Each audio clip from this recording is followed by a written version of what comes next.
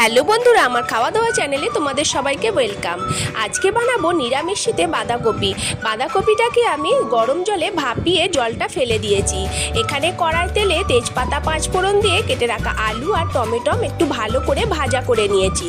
মশলার মধ্যে আদা বাটা, ধনে জিরে গুঁড়ো, লঙ্কা হলুদের গুঁড়ো দিয়েছি। লঙ্কার পরিমাণটা সামান্য দিয়েছি, কারণ কাঁচা লঙ্কা দিয়ে বানাবো বলে। এরপর মশলাটা দিয়ে আমি ভালো করে একদম কষিয়ে নিয়ে সেদ্ধ করে রাখা বাঁধাকপিটা দিয়ে দিলাম। দিয়ে এবার ভালো করে নাড়তে থাকবো। পরিমাণ মতো নুন দিয়ে ঢাকা দিয়ে দেব।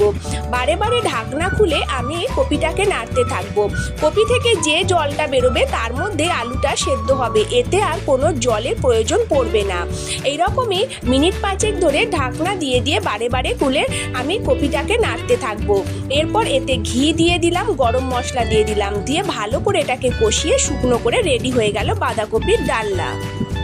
হ্যালো বন্ধুরা, আমার খাওয়া দাওয়া চ্যানেলে তোমাদের সবাইকে ওয়েলকাম। আজকে বানাবো নিরামিষ শীতে বাঁধাকপি। বাঁধাকপিটাকে আমি গরম জলে ভাপিয়ে জলটা ফেলে দিয়েছি। এখানে কড়াই তেলে তেজপাতা 5 ফোড়ন দিয়ে কেটে রাখা আলু আর টমেটো একটু ভালো করে ভাজা করে নিয়েছি। মশলার মধ্যে আদা বাটা, ধনে জিরে গুঁড়ো, লঙ্কা হলুদের গুঁড়ো দিয়েছি। লঙ্কার পরিমাণটা সামান্য দিয়েছি, কারণ কাঁচা লঙ্কা দিয়ে বানাবো বলে।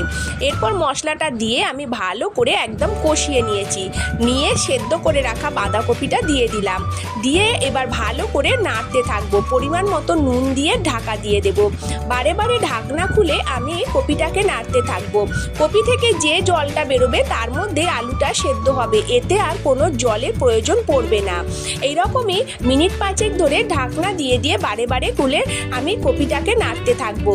এরপর এতে ঘি দিয়ে দিলাম, গরম মশলা দিয়ে দিলাম, দিয়ে ভালো করে এটাকে কষিয়ে শুকনো করে রেডি হয়ে গেল বাঁধাকপির ডালনা।